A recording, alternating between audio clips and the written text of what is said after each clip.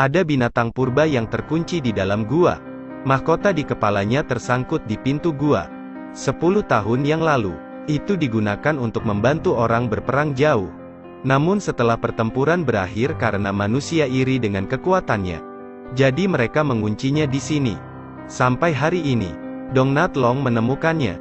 Melihat ekspresi menyakitkan binatang itu, Dong Natlong bermaksud untuk mencoba dan menyimpannya. Tapi mahkota di kepala sudah sangat tua. Itu melekat erat pada tubuh binatang ilahi. Oleh karena itu, Dong Natlong menggunakan pengait besi untuk mengencangkan mahkotanya. Dan panggil berlian itu dan cabut mahkotanya. Saat ini, roh hantu membawa obor ke depan binatang itu. Manfaatkan ketakutan naluriahnya. Beberapa orang sukses membantunya melepas mahkotanya. Kemudian karena untuk berterima kasih kepada 3 orang, itu memberi mereka telur. Juga karena tindakan kebaikan ini benar-benar mengubah takdir mereka. Beberapa hari yang lalu karena Yen Utara dan Nam Trie hendak memulai pertempuran. Namun Nam Trie masih belum memiliki seorang jenderal. Jadi Kaisar mengadakan konferensi seni bela diri. Minta 8 klan besar untuk menunjuk masing-masing 3 perwakilan. Siapapun yang menang pada akhirnya akan mengambil posisi itu. Setelah mendengarkan, ketiganya secara aktif mengumumkan nama mereka. Akibatnya, mereka baru saja meninggalkan desa. Seorang pria dibunuh oleh kalajengking raksasa di padang pasir. Ketika kalajengking raksasa hendak menyerang Natlong, Mei memiliki jiwa pada waktunya untuk mengayunkan tongkat untuk meniupnya. Karena berjuang jauh dari sekolah sejak kecil, jadi jiwa memiliki pengalaman tempur nyata yang kaya. Tetapi pada saat ini, seekor kalajengking raksasa muncul. 2 kalajengking raksasa membentuk sikap bertarung yang menjepit depan dan belakang. Saya hanya melihat jiwa berbalik untuk melompat dan melarikan diri. Anak lainnya masih belum menyadari bahayanya. Kemudian dipotong oleh jiwa, lalu disentuh jiwa untuk mengeluarkan dagingnya. Keduanya tidak berani berhenti dan melanjutkan perjalanan.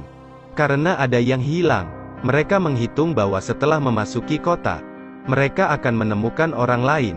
Melihat gerbang kota menggantung tubuh orang Bakien. Untuk pertama kalinya, Natlong merasakan kekejaman perang.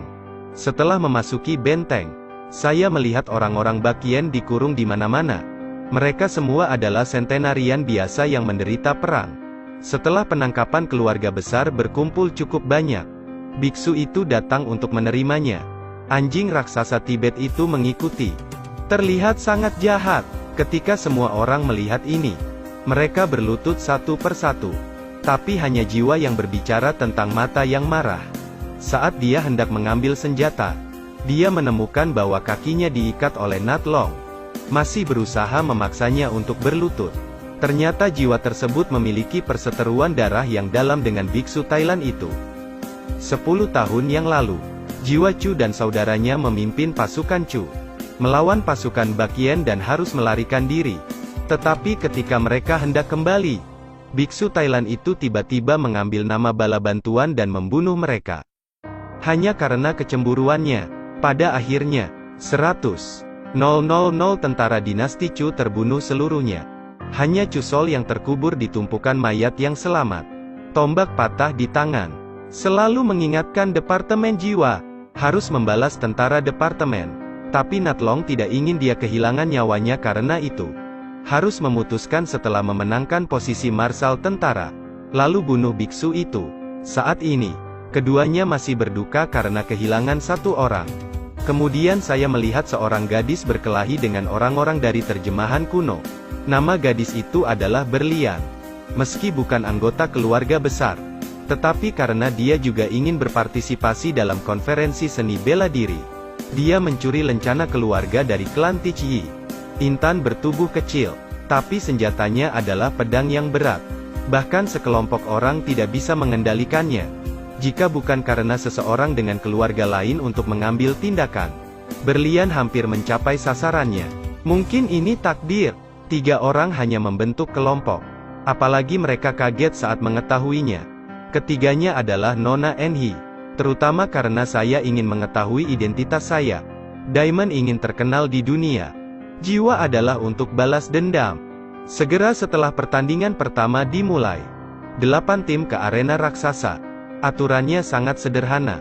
3 tim pertama mencapai ujung lainnya, baru saja mendapat kesempatan untuk melanjutkan. Namun syarat sebelumnya adalah 3 orang harus memakai rantai besi. Ini tidak hanya menguji kekuatan masing-masing tim, periksa juga keharmonisan antar anggota.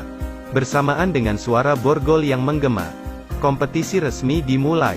8 tim baru saja muncul dan bertarung dengan sengit. Mereka tidak hanya perlu berhati-hati terhadap serangan, tetapi mereka juga harus menjaga keseimbangan tubuh mereka, karena rantai besi di bawah berguncang dengan keras. Jika Anda tidak hati-hati, Anda akan jatuh. Hanya perlu 1 orang untuk kehilangan nyawanya dan hanya setengah dari tim yang bisa pergi. Tetapi hanya tersisa 5 tim. Tentara memutar badan. Arena berputar 360 derajat. Mereka yang sudah di depan tiba-tiba tertinggal. Pada saat yang sama, bola besi yang tak terhitung jumlahnya mengalir ke arah mereka. Orang yang bereaksi dengan cepat menggunakan senjata yang dikaitkan ke rantai. Mereka yang lambat bereaksi akan langsung hancur berkeping-keping. Untuk tujuan keamanan, ada kelompok yang memutuskan untuk bergerak maju dari bawah. Segera tim pemenang pertama muncul. Ketika semua orang sangat gugup, Nat Long pergi untuk menyelamatkan lagi. Lawan digantung dengan tali. Untungnya mereka akhirnya mengambil tempat kedua. Melihat hanya ada 1 posisi terakhir yang tersisa, Elang kembali tertahan di rantai. Dalam keadaan mendesak, Pan Tin Fu hanya bisa memotong kaki anggota tim. Sukses mengambil kesempatan untuk mengambil langkah terakhir. Dan keluarga yang gagal, semuanya memiliki kata kekalahan di wajah mereka. Putaran kedua kompetisi dimulai tak lama kemudian. 3 tim pergi ke kerajaan binatang. Tim yang mendapatkan telur Raja Binatang bisa melaju ke final. Semua orang melewati kesulitan. Tidak mudah mendapatkan telur raja. Tanpa diduga, Raja Binatang muncul.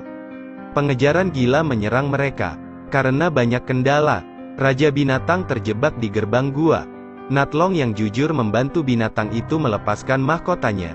Setelah diselamatkan, Raja Binatang berinisiatif untuk memberi mereka kesaksian. Pada akhirnya, mereka bertiga berhasil mencapai final. Kedua orang itu berinisiatif meninggalkan jabatan Jenderal Marsekal demi jiwa. Tapi Kasim itu mengatakan bahwa menghadapi pilihan yang kejam ini, mereka bertiga tiba-tiba tercengang. Pada saat ini, seorang wanita misterius muncul, bawa 3 orang ke hutan mistis legenda. Inilah jawaban atas semua keraguan manusia. Di sini Nat Long akhirnya mendapatkan tubuhnya sendiri. Ternyata dia adalah anak dari Kaisar pertama Bak Yen. Ada juga tanda-tanda orang Yen Utara. Departemen sangat marah. Dia tidak menerima persaudaraan dengan orang-orang dari negara lawan. Jadi berbalik untuk pergi. Berlian mengikuti saran. Namun jiwa telah dibutakan oleh amarah. Saat Berlian yang patah hati pergi, biksu itu tiba-tiba membawa orang untuk memblokir jalan. Ternyata dia tidak berniat membiarkan 3 orang lolos ke final. Gadis tak berdaya itu dikelilingi oleh sekelompok orang. Karena pedang yang berat secara inheren menghabiskan stamina. Jadi Berlian kehilangan kemampuannya untuk bertarung dengan sangat cepat setelah itu. Pada saat ini, jiwa tersebut mendengar tangisan tragis dan segera mengejarnya. Tetapi biksu tersebut menggunakan berlian tersebut untuk mengancam jiwa tersebut. Melihat adik perempuannya disiksa tidak menjadi manusia, jiwa Chu tidak tahan. Jadi dia menjatuhkan senjatanya dan menyerah. Saya pikir itu akan melindungi berlian. Tak disangka, Kasim itu mengeluarkan pedang panjang. Hancurkan berlian di depan jiwa. Departemen jiwa benar-benar runtuh. Kecerobohanmu sendiri telah membunuh berlian itu. Saat Nat Long mengejar, Diamond menggunakan nafas terakhirnya untuk menyuruhnya menemukan jiwa. Karena dia tidak menyalahkan bos. Meski waktu ketiganya saling mengenal tidaklah banyak, tapi dia merasakan kegembiraan tidak seperti sebelumnya. Setelah menguburkan adik perempuannya, Nat Long dengan cepat memberitahu klan Elang untuk mengumpulkan orang-orang dari suku lain. Karena Kasim itu membuat konspirasi besar. Pada saat yang sama, jiwa dibawa ke arena, mempersiapkan persidangan untuk pengkhianatan. Saat ini, Nat Long menyusul ke tempat itu. Permintaan final berjalan seperti biasa. Tujuan sebenarnya adalah bertarung dengan jiwa. Tapi jiwa saat ini seperti jiwa yang hilang. masih belum bisa menghilangkan bayangan hitam yang membunuh penyihir kecil itu. Menyaksikan Nathlong mengerahkan seluruh kekuatannya untuk melindungi dirinya sendiri. Departemen jiwa akhirnya terbangun. Lihat situasi ini. Tuan segera memerintahkan bawahannya untuk mengambil tindakan. Ternyata biksu Thailand itu adalah mata-mata Yen Utara karena dia ingin menggulingkan Nam Tria.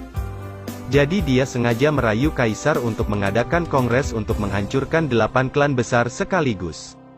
Situasi mendesak. Kaisar memimpin kerabatnya untuk bersembunyi di istana. Tapi Kasim segera mendirikan kantor di istana. Sekarang semua orang terkunci di dalam. Di luar berantakan sekarang. Nathlong dipaksa menemui jalan buntu oleh sang jenderal. Selama pertarungan, lawan memotong lengan baju Nathlong. Melihat lambang Bak Yen di lengannya, dia langsung berhenti. Ternyata sang jenderal juga seorang Yen Utara. Apa yang kamu lakukan di sisi lain? Jiwa Chu ditekan oleh anjing biksu Thailand Tibet sampai dia tidak bisa bernapas. Untungnya, orang-orang dari suku Lang Standar dapat memanggil orang-orang dari ras lain untuk membantu. Kemudian semua orang bergabung untuk membunuh anjing itu. Lihat situasinya tidak baik. Biarawan itu menyelinap pergi dan memulai kantor. Sejumlah besar minyak keluar. Ternyata dia ingin membakar semua orang sampai mati. Dan saya menggunakan layang-layang untuk melarikan diri. Nathlong menyadarinya dan segera melompat untuk memblokirnya. Saat ini, suhu di dalam istana meningkat dengan sangat cepat. Orang-orang di dalam ingin melarikan diri. Tapi kena banyak instansi. Kaisar dengan putus asa meminta bantuan di pintu besar. Dan dia mencoba membuka pintu dengan sekuat tenaga. Berhasil menyelamatkan Kaisar saat istana runtuh. Tapi pahlawan klan Ung Chuan juga mati karenanya. Di sisi ini, Nathlong menggunakan pisau untuk memotong layang-layang tersebut. Biksu itu kehilangan keseimbangan dan jatuh. Saat Chusol melihat ini, dia langsung mengusirnya, lalu menjadi gila. Balas dendam untuk orang mati. Akhirnya gunakan cara yang paling kejam. Akhir dari kehidupan biksu yang malang. Meski bencana sudah reda, tapi Nam Tria juga harus membayar harga yang menyakitkan.